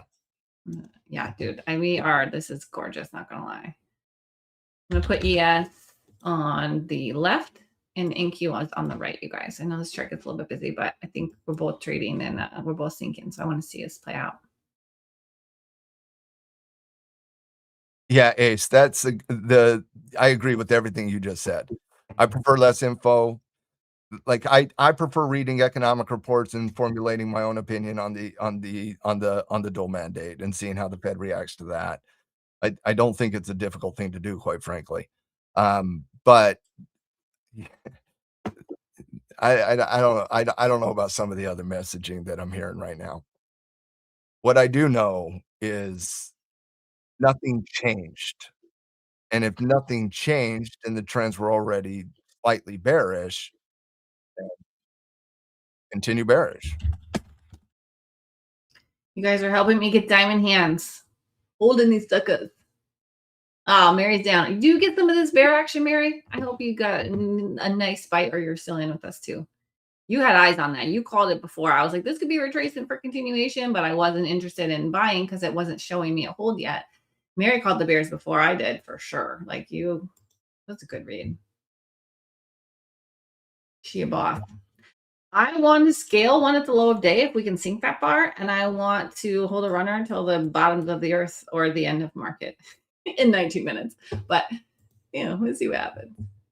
Oh, yeah, it was strong. That was a strong push right when we got there. Yeah, nice, Ace. We tag 7360. I'm scaling. Ace is in it with you on the ES short. Let's go. Yeah, she's bouncing here. I'm going to move my stop above this last 2-minute bounce, which is also that key area that we retested. So that is my stop on in Q is at 637, and that's above the you're gonna love this 2-minute 9 EMA. But that's what we're trading. To be fair, there hasn't been a setup since the Fed announced policy. It's been volatility and price movement. It's been momentum. This is momentum. We're trading momentum. This is all momentum here. Yeah. In which case you need to watch. For me, if I'm trading momentum, I need to say it out loud that I'm trading momentum, which for me is a trigger of like tight at stop. Like it needs to be close because momentum for me is volatility and it takes it back as easy as it gives sometimes. And so for me, if I'm in a momentum move, I don't love my risk reward. I can't get in based on a pivot because it's a slide. So then I just need to go on smaller time frame, little blips like this one. We're back down to the Friday lows, Ace. 7360 is that level. And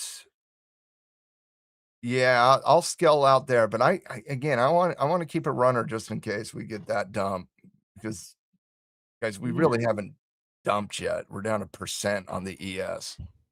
Like I know it's dumped, like but like we haven't really dumped yet. Yeah. Like the markets when they dump, they really dump. And so I do want to keep a runner here, but I will scale out at 7360. That's a major level. Yeah. At 58 to 60 on ES is where I have marked as well. Like that's a big deal on the large time frames. And ES broke their low. NQ has not got there yet, but ES broke their morning low. You guys probably saw that. Mm-hmm. That was at 71 and it just smashed right through it. So that makes me think NQ is going to get to their low as well. I got a hot take. Tell us. I feel like we're going to see.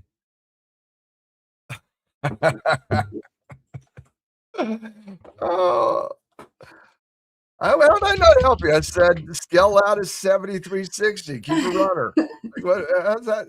I thought that was pretty direct advice there, Ace. I don't know how more direct I can get.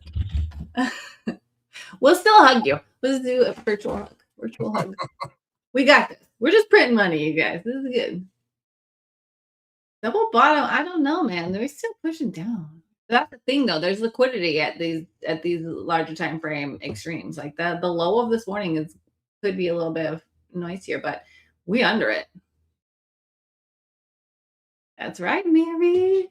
I'm not going till the end. I got to stop getting solidly in place. Like if this trade goes against me, worst case, I'm winning $416.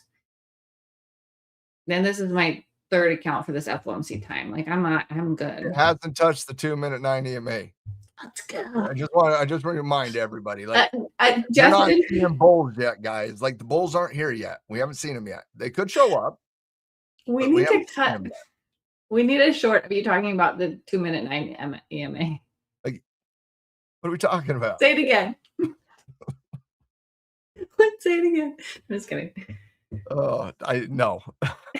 The 2-minute 9 EMA hold, guys. We short. That's what I heard him say. Like, my point is, if we can't even touch the 2-minute 9 EMA, yes, there's no bull there. Like, there's no pattern. It's still momentum, and it's 7360 most likely starts to develop here. That's why, like, I could easily scale out here. I haven't done it yet, by the way, but I easily could. Yeah. Can we at least see one candle close above the previous candle? Can we at least see that first? No, shush. We don't need that. We don't need that. All right. We're just gonna keep thinking. Matt, shut up about patterns. You just We're not doing that today. stay on the momentum. We're just shooting shots with momentum. That's but I'm trying to help the momentum hold. Like, if you can't touch the 9 EMA on the 2-minute chart, like, you should still hold. There are no bears. There are no bulls involved. No bulls. No bulls. No bulls. I got one more scale, and then I got an open-ended runner. So my scale is at the low of day on NASDAQ because ES smashed through theirs and is still falling. So if I was in ES, I would scale at 60 or 58 right in there because that. All right. Ace, here's the important candle, Ace, on the ES. Mm-hmm. Becky's not in the ES. This is you and me, Ace. Yeah. All right. So the question is, do we scale here? Not yet. There you go. By the way, my hot take. Yes. One of the Max 7s tonight, for the first time in this earnings season, actually gets bought up on the EPS release. Ooh. Okay. Since not one major component has done that in this season so far, and every time frame is down, I would say that's a minority opinion. Yeah. So thus, I would say that's a hot take. But that hot take is not coming out of nowhere. For the first time, other components of the AI trade today actually got bought up on the release of the ES for the first time in the last 2.5 weeks. Teradyne got bought up on the EPS release. What was another? There were 3 of them specifically today. It was, let me get my notes, APH, Seagate, and Teradyne. So APH, STX, TER, for the first time in the season, got gobbled up on the release of the actual EPS beats. By the way, all of them were fantastic. Like, the earnings guidance coming out of the AI trade is actually pretty good right now. And so I think that trend will continue, and we'll see one of the reports tonight have an EPS beat and the market responds up. We'll see, and I might be hopeful because I kind of want to see some double bottom action on the markets and get back into a bullish conversation personally, but we'll wait and see on that. See, Ace, this is why we're not doing anything yet. Yeah, it got let it play out. On my target. It's still thinking. It got 1 point from my target. I did snug my stop under the last pivot here too. So on my NQ short, my stop's at 546 because we're coming real close to imbalances, and it's right on my liquidity target at the low. I'm scaling. Yeah, we got to the 60 area. We're coming into imbalances. I'm going to scale out, keep a partial going into it. All right, that's what I'm doing too. I'm going to move my target up because it got 1 thinking NQ point for my target. So I'm just going to move it to get it. And now I'm going to hold my last one with my stop above the pivot at 547. Ace, we could get that same thing tomorrow off a, good response to the Max 7 reports back up to 7480, and we could get the exact same thing. I'm going to leave the runner for imbalances, but I'm out for the most part too, Ace. Yes. What a beautiful day, you guys. Yeah, I got 1 micro NQ left that is guaranteed profit and nicely booked profit on this account. So, no, you've had a great day. Great day. In fact, the 3 trades I saw you make, you slayed them all. Thank you. It was a fun day. I think if you can be patient and optimistic and have a system and have levels and have like, it helps me so much to talk out like this is what bears would look like, this what bulls look like, this is what I need to see, and the crux is if I always honor it. But when I am on point, then I really, you could see things. We can see things. I scaled out almost my entire size, Justin. So I just got one runner left with the snug stop loss. So it might get taken here, which would be super fine because it's That is legitimately the only thing I have as well, Becky. we're just playing for the Bears to finish the rip or to just be done with this. Yeah, I just want to see if imbalances rips the face off of 73.60. Right now she's throwing down. Let's go. Think it. We gotta push the duration on the way. Yeah. Trading is my fave. Even on the hard days. All right. Well, because Ace, everybody expects the Fed to cure the issue, and they're not doing it. In fact, everything Warsh is telling us is they're going to take a less proactive approach to that. Although they're secretly keeping all M2 rates high, money for the banks high.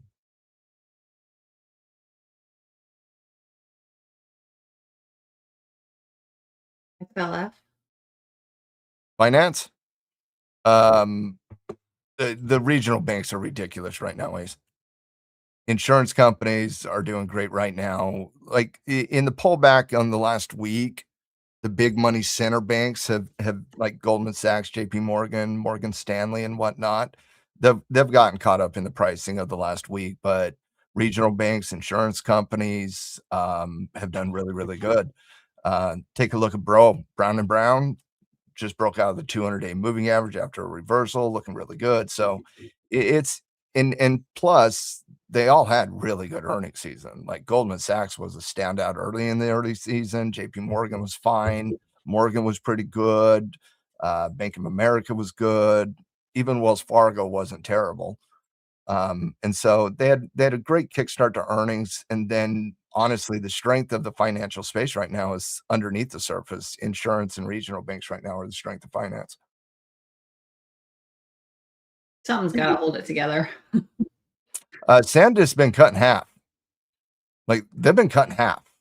Micron hasn't yet, but SanDisk has been cut in half in the last 2 months. I'm not sure when that sell off because I don't own any of those long term, but I'll tell you right now, I'm thinking about buying and gobbling up some shares on SanDisk around $800. Like, I think you could start entertaining that, but Nice. All right, so that just took out the low on NQ. Yeah. Took it out, smashed through it, still falling. I did just put a target on here because we're closing in the day, and if it wicks, I just want to get my trade closed because we have 7 minutes left in the market. So I put it at the low of that my weekly level, which is at 41.75. But I'm just gonna let it ride mostly. I got a late start to the day, but I'm going to catch up to you. I've had a great day. I'm not gonna lie. Hey, you had a great day. I had a good day. You had a great day. Yeah. I think I manifested. I think there's something to like calling the day you want, like sometimes if you're like, what if you have an event plan? You're like, this is gonna be the best lake day I've ever had. I'm prepared. I got all of my favorite snacks. The weather's perfect. And then it turns out to be a great day. But if you're, you've got a grumpus about it, then sometimes there's struggle. I think there's an energy component, I guess is what I'm saying. And I don't know that everyone feels this way, but I think I put in my work with FOMC and I saw my transition and my growth with it. And so now I just expect to really be on point and I show up in that way. So like I prepare, I draw my levels, I ate before I came on. So I had steady blood sugars, like I'm nerding out for a minute. So look away if you don't want to. But I think that the part of why I like this day is that I feel like I really set up for it and I studied and I feel good with it. And so I don't know, that helps, I think. You know exactly how you want to approach Fed Day, and you approached it the exact same way today as you like to approach it. Mm-hmm. It's a testament to practice, dedication, system, preparation, all of it. That's a good point, Mary. You don't show up one day and do what you did on Fed Day. It's because the work you put in and the study you've been doing. Yeah. I've certainly had Fed days where I blew all my accounts where I didn't know what I was doing. So, I mean, this has been a transition for me for years. And when I have this high, it's like it's like a little bit of a high from like having a sick trading day, right? That's a good question, Mary. We have a BluSky all hands meeting immediately at market close day. So I'm going into a business work meeting. So that, not gonna lie, don't listen if the bosses are on, but that will diffuse a little bit of the energy because it's like, it's a work call. But then I'm outside. Fresh air is my go-to, like my backyard or the park, whatever. That's my, like this, it clears my mind. And if I haven't carried negative or positive vibes, it like neutralizes me out. So that's why I speak to it, because I have felt that it helps me. So I'm a get outside type of person when I need to dump a charge one way or the other. Ace, I was not planning on being that active today on Fed Day. But I caught the long on the 74.20. And then I caught the short under 7,400 and got 60 total points on the ES. And I was not expecting that today. So I'm pleasantly surprised. Maybe if we get another 10-point dump, we can make that 70 points. Let's go. Fortunately, this meeting is all virtual. This world, being in virtual work team is kind of weird. Like this is as much as Matt and I have ever had, like we're just online. We're all online friends. Online meeting. I don't see a difference between friends and online friends personally. So you know what? Some of my very best, closest people are trading people from all over the globe. It's a different world. Some of my closest friends are people I have met as traders along the way online. Yeah, me too. And girl Wadji's been on vacation, but she's pretty active around here. So she'll be back. Oh, I miss Wadji. I missed her. I've been trying to let her have her time, but we WhatsApp every couple of days just to check in. But I'm ready for her to come home. I'm claiming her from you, by the way. Oh, she's not for sale. I'll share though. She's good energy. She's got energy to spare. She's amazing. Really is. She's missed the market, but she's doing a lot of good things for other aspects of her life, family and travel and all that. So good. We got to do that. We got to balance it out. Ooh, we're almost to my target. It's crazy, Ace. It's such a good point. It's crazy, especially in the AI trade. Like on a day-to-day basis, if you can't withstand 5 to 10% swings, like that is not the space for you right now. That's a great point. And don't fight a trend. When we started going down, like the bulls just could not have it. That's where the moving averages or trend line or whatever is. Whatever you need to do to say that this is the direction right now and to not fight it is so powerful. Like that's how we got into the short after it had been underway for a while. Is recognizing that. You guys, every single target is just getting hit. I'm feeling real good about this day. No lie. Okay, 41.75 is my ultimate closure, which is good because we're just about out of time. Yeah. Like I told you, it's probably going to be a manual close, and it was a manual close today. Yeah. Yeah, mine might be too. I mean, I snug my stop on this last 2-minute closure because we're just literally there's no more time. It kind of feels like it's done. Yeah. It tried to break down 73.60. There was no follow through to it. This is at my weekly level, this purple on green level on my chart. Like I zoomed out to it at the start of my stream today, but this is a key level. And so there's going to be some liquidity. So if it could just throw through that right now. Still did not get above the 2-minute 9 EMA. The entire sell-off. That's not unheard of, obviously, but still rare. What a day. And that 5-minute chart looks nasty. Thanks, Ace. We got some final thoughts for the team. Today was fun, and to everyone who showed up, we had a good crew here for FOMC.